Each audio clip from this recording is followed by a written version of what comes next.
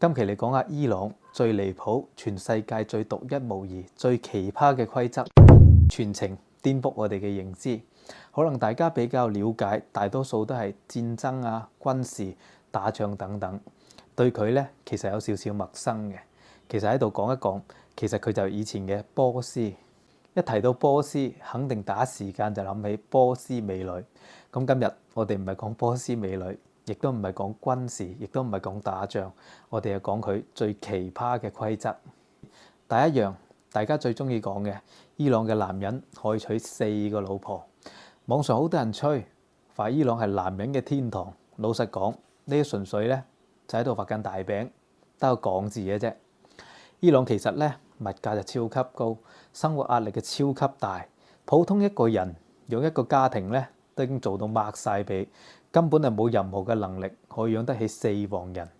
所以條文係咁寫，但係現實咧9成9都係一夫一妻制嘅。仲有更加離譜嘅臨時婚姻制度，呢個係全世界得佢先有嘅操作。男女可以簽短期嘅合約，即係幾日啦、幾個月、1年都得。到期咧自動分手嚇，唔使離婚，亦都唔使備案，亦都唔使負責任。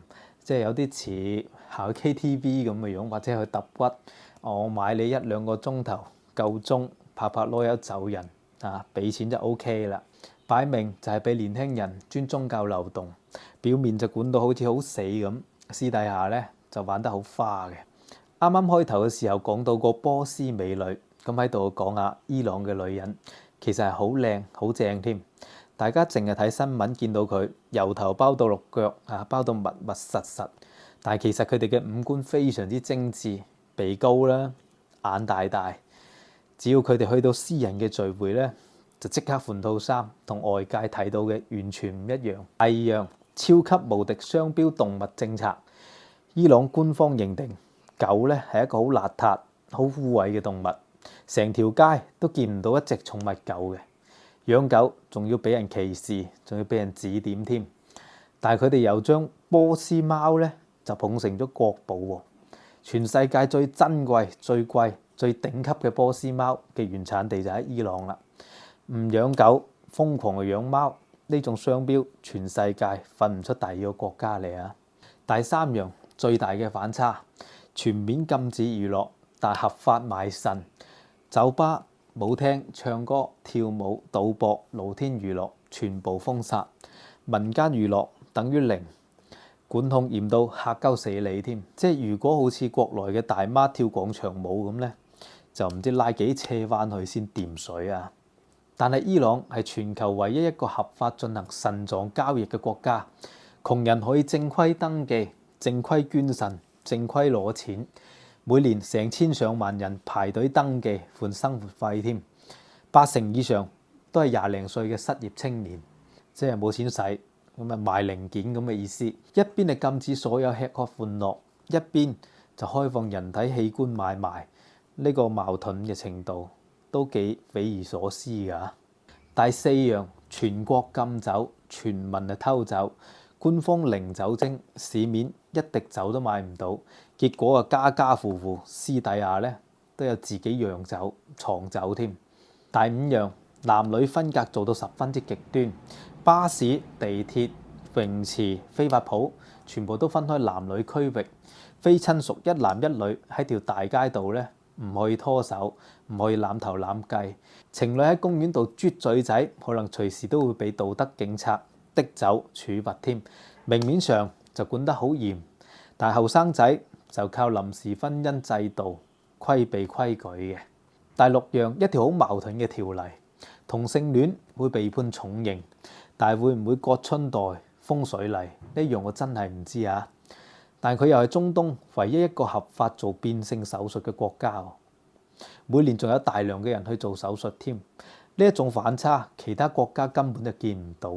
第七樣，頭巾唔係個人嘅選擇，係硬性嘅法律。所有嘅女性出門必須要包頭巾、着長袍。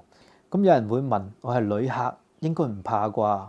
錯，連遊客都唔可以啊。不過一去到私人住宅，剝晒衫褲、剝晒鞋、剝光豬，都冇人理你嘅。8樣，法定結婚年齡十分特別，女仔最低13歲就可以登記結婚，特殊情況仲可以更加早添。一邊係管到婚前交往撲街，一邊係放寬婚齡，規矩係前後矛盾。第9樣，公共場合唔可以隨便唱歌跳舞，放喺呢邊都唔知要踏幾多人添。喺條街度就見唔到娛樂場所，但喺德黑蘭地下 party 就特別多嘅。明面上就嚴守戒律，但係私底下嘅後生仔咧就反得十分之 open 嘅。第10樣，貿易同民生都係雙重標準，對外嚴格封鎖外來嘅文娛產品，但係民間周街都係盜版、影視同音樂資源。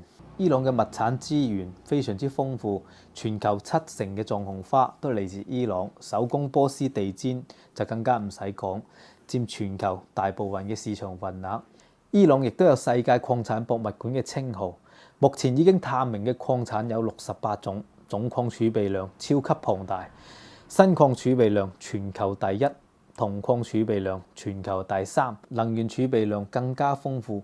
伊朗係全球第4大石油儲備國，原油儲備量佔全球1/9，天然氣儲備量排世界嘅第2，產量排世界嘅第3位。